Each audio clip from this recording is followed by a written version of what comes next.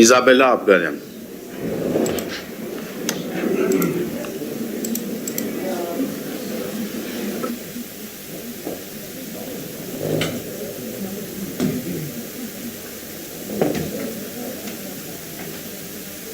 Հարգելի գործընկերներ, սիրելի երևանցիներ, սա էլ որ երրորդ անգամ քաղաքացիական պայմանագիրը բերում է նախագիծ,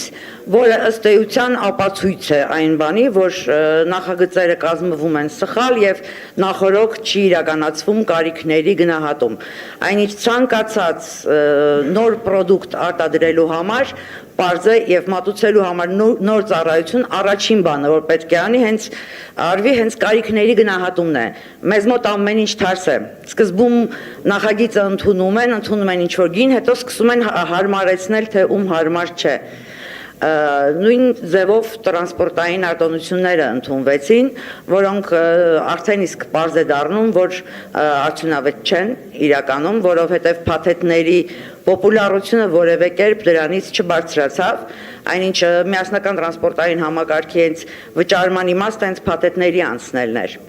Ես պատահական չնշեցի ուսանողների խնդիրը, որովհետև նաև ինքս տեսնում եմ ավտոբուսում, ովքեր են մեծ մասը, ովքեր չեն վճարում, աշակերտներ, ուսանողներ եւ թոշակառուներ հիմնականում, այսպես տրոլեյբուսում շատ քիչ են վճարողները եւ դա այո ճիշտ է եւ նորմալ է, որովհետեւ չէր կարելի անմարդկային էր 50 դրամից դարձնել 150 դրամ տրոլեյբուսը, էլեկտրատրանսպորտը։ Սա ինչի մասին է խոսում, նույն աղբանության հարցում է։ Մենք սահմանում ենք այստեղ արտոնություններ, բայց տպավորություն է, որ մաղով ջուր ենք կրում, բայց մեր քաղաքացիների շրջանում մնում են խմբեր, որոնց միշտ դժվար է եւ որոնց հարմար չէ։ Այնինչ խոսքը գնում է թե տրանսպորտի, թե աղբանության դեպքում անհրաժեշտության մասին։ Դա ծառայություն է, որը անհրաժեշտություն եւ համայնքը պարտավոր է ապահովել այդ ծառայությունը։ Չես կարող մարդուն ասել, չունես մի գնա դասի տրանսպորտով, չունես մի գնա աշխատանքի, քանի որ քո աշխատավարձը ցածր է, չունես մի թափի, սա մարազմի արդեն գիրկն ենք ընկնում, որովհետև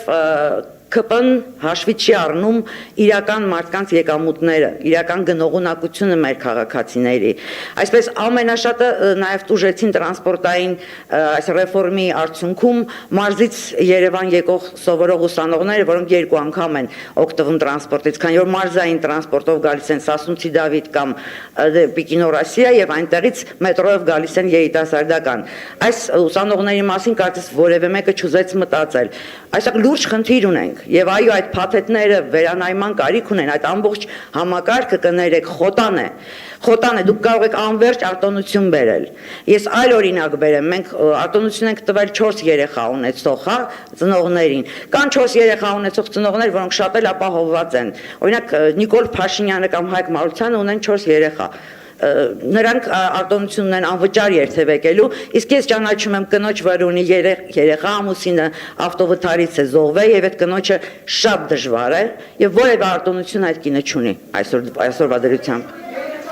Երեխաներին նայեք քանի տոկոս է։ Իդեպ երեխաներին անդրադառնամ, շատ ծնողներ ոչ երկնա։ Արգելի գործընկերներ կան։ Մի արձագանք եք տեսեք։ Հետո մենք ունենք բազմաթիվ, այո, ուրեմն չգիտի այդ կինը, որովհետև ասում է, որ քիչ է այդ զեղչը։ Ես ասել եմ այդ կնոջը, բայց նա ասում է, որ ինձ պետք չի այդ ձևով։ Եվ հարցը միայն դա չէ, ունենք ամուսնալուծված նաև, այսինքն ընտանիքներ, որոնք ամեն դեպքում մի ծնող է, եւ այդ ընտանիքներում կրկին դժվար է։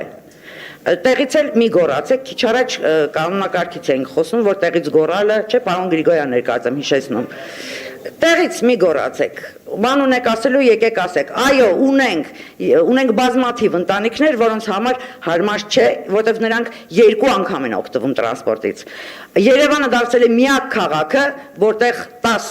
տոմսանոց փաթեթը նույն գնի է ստացվում, ինչ 1 տոմսը, որտեղ տերմինալից 1 տոմսի համար 2 տոմս պետք է առնես, եթե հեռախոսի համար չես ուզում ներմուծել։ Այսինքն այստեղ լուրջ խնդիրներ ունենք։ Գերմանիայից հյուրեր ունենք, որևէ մեկը չկարողացավ գերմանական բանկային քարտով անցկացնել ավտոբուսում եւ ուրախացան, որ բոյկոտելու հնարավորություն ունեն, միացան բոյկոտողներին։ Տուրիստը գալիս է, չգիտի ոնց տոմս առնի։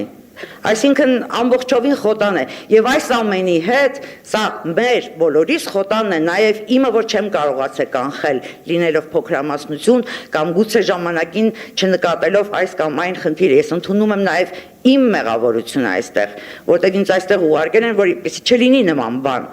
Այս ամենով հանդերձ փոխանակ մտածեն այդ խոտանները վերացնեն, վերանայեն փաթեթները, ստեղծեն փաթեթ մարդկանց համար ով երկու անգամ է երթևեկում, մտածում են տուգանենք։